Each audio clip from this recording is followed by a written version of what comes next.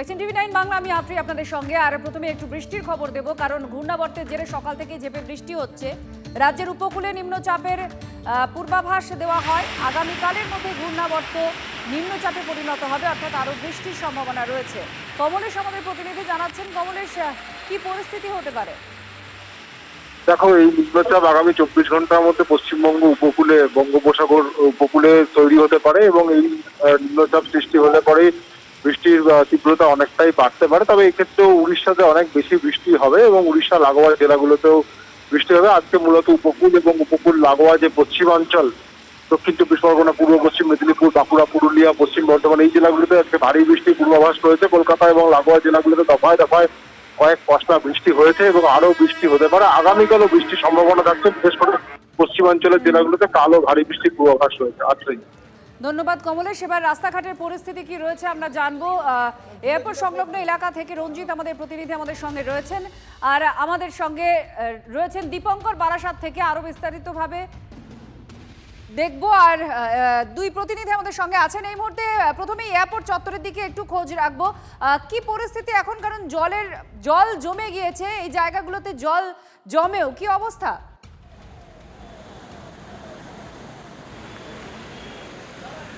সকাল থেকে ঘূর্ণাবর্তের জেরেই মাঝারি থেকে ভারী বৃষ্টিপাত এবং প্রবল বৃষ্টিপাতের জেরে আমি তোমাকে একটু দেখাবার চেষ্টা করি। এয়ারপোর্ট সংলগ্ন গৌরীপুর বিরাটি এলাকায় জল জমে নাজেহাল মানুষ এবং গাড়ির গতি অনেকটাই স্লথ। তোমাকে জানিয়ে রাখি, মাত্র একটি পাম্প দিয়ে জল অন্যত্র ফেলার চেষ্টা করছে এই দমদম পুরসভার যারা কর্মী রয়েছেন তারা। এছাড়াও যেভাবে ইস্ট ওয়েস্ট মেট্রো প্রকল্পের যে কাজ, সেই কাজের দরুন কিন্তু বিপুল পরিমাণে এই জলমগ্ন 1 নম্বর 2 নম্বর এবং বিরাটি চত্বর। তুমি একটু ছবিটা একটু দেখাবার চেষ্টা করি টিভি9-এর দর্শকদের। একদম জলে থই থই, আর গাড়ির গতি খুব স্লথ এবং অফিস যাত্রীরা এর ফলে কিন্তু নাজেহাল এবং দুর্ভোগ। জল যন্ত্রণার ছবিটাই আমরা আরেকবার দেখাবার চেষ্টা করছি, কিভাবে বিপুল পরিমাণে হাঁটু সমান জল এই এয়ারপোর্ট সংলগ্ন বিরাটি চত্বরে। এবং একটু দেখাবার চেষ্টা করি, একটি মাত্র পাম্প দিয়ে জল অন্যত্র ফেলার চেষ্টা করছে কর্মীরা, সেই চিত্র।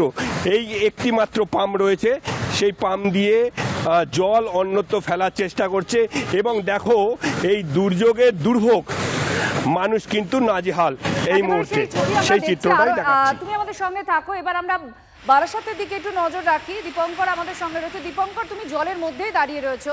আমরা কয়েকদিন ধরে লাগাতার দেখাচ্ছি যে রাস্তাঘাটের অবস্থা খুব খারাপ, চারপাশে গর্ত হয়েছে, আর সকাল থেকেই এত বৃষ্টি হচ্ছে যে জল জমবেই কিছু কিছু জায়গায়। কি বলছেন সাধারণ মানুষরা, কতটা ভোগান্তি নাজেহাল হতে হচ্ছে?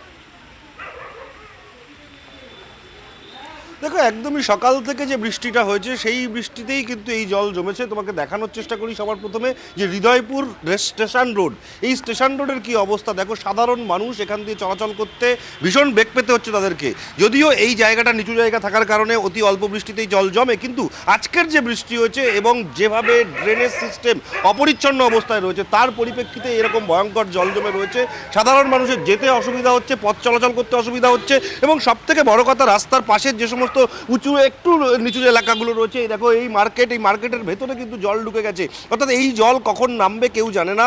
পৌরসভার তরফ থেকে এখনো পর্যন্ত কোনো কর্মীকে দেখা যায়নি এই জল পরিষ্কার করবার জন্য, যদিও চেষ্টা করা হচ্ছে যত দ্রুত সম্ভব কর্মীদের নিয়েছে এই ড্রেনেজ সিস্টেমের যে মুখগুলো আটকে আছে সেগুলোকে পরিষ্কার করে দেওয়া। এই জায়গায় জ্যাম হয়ে যাচ্ছে, কারণ যে সমস্ত বাইক চলাচল করছে বাইকের ইঞ্জিনে জল ঢুকে বাইক বন্ধ হয়ে যাচ্ছে। বেশ কতগুলো গাড়ির মুখ বন্ধ হয়ে গেছিল, তার ফলে দীর্ঘক্ষণ এখানে জ্যাম ছিল। এবং এখানকার মানুষজন যারা রয়েছেন তাদের সাথে একটু কথা বলার চেষ্টা করি। কি সমস্যা আপনাদের? আমাদের এখানে যখনই বৃষ্টিটা হয় তখনই এরকম জল দাঁড়িয়ে যায়, সব দোকানের সামনে, বাড়ির সামনে, সব গলিতে সব জায়গায় জল দাঁড়িয়ে যায়। কি ব্যবস্থা নিলেন এখনো পর্যন্ত? কোনো ব্যাপার কোনো ব্যবস্থা নিতে দেখুন, একটা কথা বলি প্রথমেই, যে এই যে 34 বছর আর এই 15 বছর, আমি যেটা বলতে শুনুন আগে, এই ওয়ার্ডে মানে এই সমস্যা এই 49 বছর ধরে আছে। এরা যারা শাসকে ছিল আগে, তারা কোনো কাজে 31 নম্বরে এই সমস্যাগুলোকে দেখেনি। আজকে দাঁড়িয়ে দুনিয়ার প্রমোটিং হচ্ছে, ফ্লাড হচ্ছে, সেইখানে দাঁড়িয়ে জল নিকাশনের ব্যবস্থা একদম খারাপ। একটুখানি বৃষ্টি হলে এখানটা এখন কি ব্যবস্থা নিলেন আপনারা? এখন ব্যবস্থা দেখুন, আমাদের পৌরসভাকে কি বলেছেন? পৌরসভাকে বলা হয়েছে, পৌরসভা এখন বর্তমানে কোনো কাজ করছে না। এখন সে কিছুই যতদিন না আমাদের পৌর বোর্ড পাল্টাবে ততদিন মানে কোনো কাজ হবে না আমার মনে হয়। ধন্যবাদ দীপঙ্কর। পৌরসভাকে আমাদের বলা প্রতিনিধি সাধারণ মানুষের সঙ্গেও কথা বলছিলেন, আপনারা শুনতে পাচ্ছিলেন। তাদের অভিযোগ রয়েছে যে পুরসভা বা এরা কাজ করছেন না, কিন্তু বহুদিনের সমস্যা এটাও তারা বলছেন যে বহু বছর ধরে এই সমস্যায় তারা জেরবার। রাজ্য জুড়ে আরও বৃষ্টি হবে এমনই পূর্বাভাস দেওয়াও হয়েছে, তাহলে সেক্ষেত্রে আরও ভোগান্তি হতে পারে। এদিকে টানা বৃষ্টির জন্য শিলাবতীর জল অনেকটা বেড়েছে। বাঁশের যে সাঁকো ছিল শিলাবতীর ওপরে, সেই বাঁশের সাঁকো ডুবে গিয়েছে। সাঁকো দিয়ে, ওই ডুবন্ত সাঁকো দিয়েই ঝুঁকির পারাপার চলছে। স্থায়ী ব্রিজের দাবিতে সরব হয়েছেন চন্দ্রকোনার ঘোষকিরা এলাকার মানুষ। প্রতি বছর একই হাল, তারা বলছেন প্রশাসনের সহযোগিতা কোনোদিন তারা পাননি, এটাও তাদের অভিযোগ।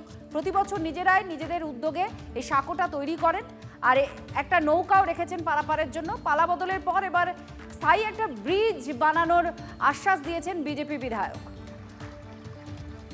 ভেঙে গেলে এবার ওই নৌকা ছাড়া আর কোনো উপায় নেই। এবারে নৌকা তো এখন সময়ের ব্যাপার আছে, হঠাৎ করে তার নৌকায় যাতায়াত করে। প্রতি বছরই একই অবস্থা। সরকারি আমাদের কোনো তো সেইভাবে দেয়নি। একবার ওই কাঠের একটা ব্রিজ করেছিল পোল, সেটাও ভেঙে গেছে।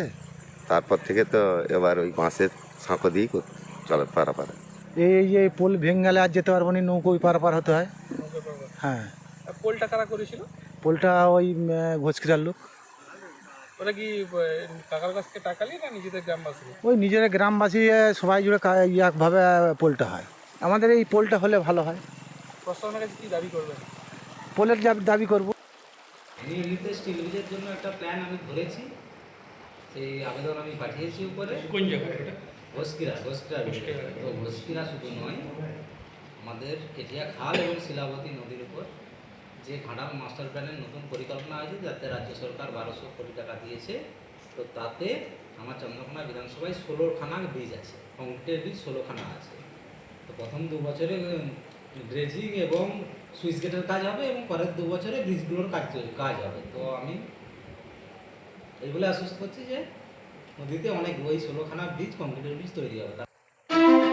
TV9 বাংলা সুস্বাস্থ্য 2026। যাদের হাতে আমাদের প্রাণ, তাদের জানাই সম্মান। যে চিকিৎসকরা আমাদের জীবনটাকে ঘিরে রেখেছেন, তাদের সম্মান জানাবো আমরা।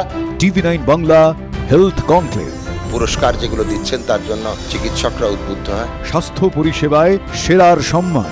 দেখুন TV9 বাংলা সুস্বাস্থ্য, শনিবার বিকেল 5:25 TV9 বাংলায়। TV9 বাংলা, না দেখলেই নয়।